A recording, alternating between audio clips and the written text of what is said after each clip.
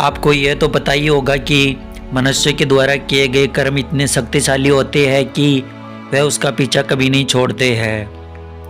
मनुष्य की संगति, दुर्गति, अगला जन्म व अगले जन्म के भी सारे सुख दुख सब मनुष्य के कर्मों पर निर्भर करता है। यह भी सत्य है कि आपके हाथों की रेखा प्रतिदिन बदलती रहती है। यह सब केवल कर्मों का खेल है। कर्म आपका पीछा कभी नहीं छोड़ते हैं। कर्मों का फल इस जन्म में या अगले जन्म में किसी न किसी रूप में जरूर मिलता है। इस वीडियो के माध्यम से हम आपको कर्मों की गति को उदाहरण सहित समझाने का प्रयास करेंगे। कृपया वीडियो को पूरा देखें और हमारे चैनल ज्ञान600007 को सब्सक्राइब अवश्य करें। मनुष्य के द्वारा किए जाने वाला प्रत्येक कर्म क्रिया का रूप है। कर्म अपना फल देने के पश्चात ही समाप्त होते हैं। जब तक कर्म अपना फल नहीं देते हैं तब तक वे समाप्त भी नहीं होते हैं। कर्मों का फल इस जन्म में या अगले जन्म में अवश्य सामने आता है, परंतु न तो एक पिता के सभी पुत्र समान होते हैं और ना ही गाय की सभी बच्चियां एक जैसे समान दूध देने वाली होती है, और ना ही एक गुरु की कक्षा में पढ़ने वाले सभी विद्यार्थी एक जैसे प्रतिभावान होते हैं। एक जैसे मकान में रहकर भी सभी एक जैसा सुख नहीं भोग पाते हैं। जो कर्मों का संविधान है वह अपना कार्य अवश्य करेगा।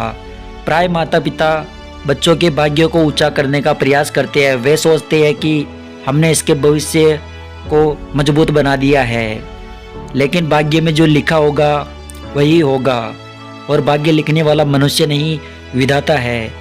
जो भाग्य में लिखा है वह जीवन में जरूर सामने आता है। मनुष्यों का स्वभाव है कि वह हमेशा दूसरों को ही इसका दोष देता है, लेकिन जो भी दुख हम भोग रहे हैं ये हमारे कर्मों का ही परिणाम है। जो कर्म अच्छे हैं वह अच्छे फल देंगे और जो बुरे हैं वो बुरे फल देंगे। हम इस कथा द्वारा और भी सरल तरीके से आपको इसको समझाने का प्रयास करेंगे। एक बार एक गांव में भगवान शिव का अति प्राचीन मंदिर था। वहाँ रोज एक पंडित और चोर आते थे। पंडित अत्यधिक भक्तिभाव और शिवलिंग पर फल और दूध चढ़ाकर पूजा पाठ करता था, और शिव मंदिर में चोर प्रतिदिन आता और वह आते ही शिवलिंग पर डंडा मारना शुरू कर देता था और अपने भाग्य को कोसता हुआ भगवान को अपशब्द कहता। अपने भाग्य के सारे दोष का कारण वह भगवान को मानता था। एक दिन पंडित और चोर दोनों एक साथ मंदिर में आए और अपनी प्रतिक्रिया की क्रिया दोहराने लगे। कुछ समय बाद दोनों मंदिर से बाहर आए, तब चोर को द्वार के बाहर निकलने पर सोने के सिक्कों से भरी हुई एक थैली मिली। उस समय पंडित के पैर में लोहे की चीज कील का गहरा घाव हो गया। सिक्के मिलने के बाद चोर की प्रसन्नता का कोई ठिकाना नहीं था, परंतु पैर में घाव हो जाने के कारण पंडित बड़ा ही दुखी हुआ और रोने लगा।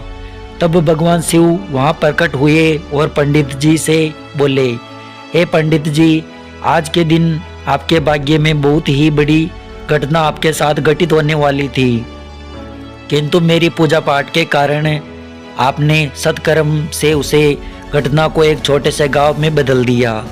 और अगर इस चोर के बारे में बात करें तो आज के दिन इसे राजा बनकर राज्य सिंहासन पर बैठना था, किंतु इसके कर्मों ने इसे केवल स्वर्ण मुद्रा का ही अधिकारी बनाया। यह सब उस चोर के दुष्कर्म और सत्कर्म के प्रभाव से ही संभव हो पाया है। आपके भाग्य का निर्माता मनुष्य स्वयं ही होता है। यदि वह अच्छा कर्म करेगा तो अच्छा फल पाएगा, और अगर दुष्कर्म करेगा तो फल स्वरूप वह दुर्भाग्य का पात्र बनेगा।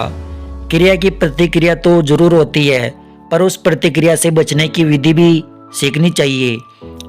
जैसे डॉक्टर ने हमें दवा दी, अगर कोई दवा का असर नहीं हुआ तो हम कहेंगे कि डॉक्टर की दवा बेकार है। ऐसे ही व्यक्ति को अगर आपको कोई व्यक्ति गाली दे और अगर आपको उससे कोई फर्क ना पड़े और आप हंसकर आगे चल जाए तो उसकी गाली बेकार हो जाती है।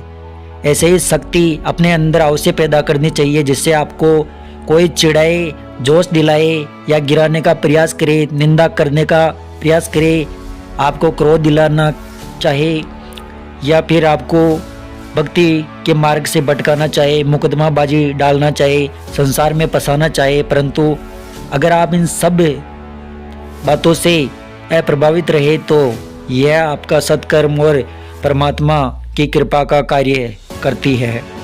आज के वीडियो में इतना ही। आशा करते हैं आपको हमारा द्वारा दी गई जानकारी पसंद आई होगी। इस वीडियो में फिलहाल इतना ही। इससे आगे की जानकारी देखने के लिए आप हमारे भाग 5 को जरूर देखें और कमेंट में लिखें जय श्री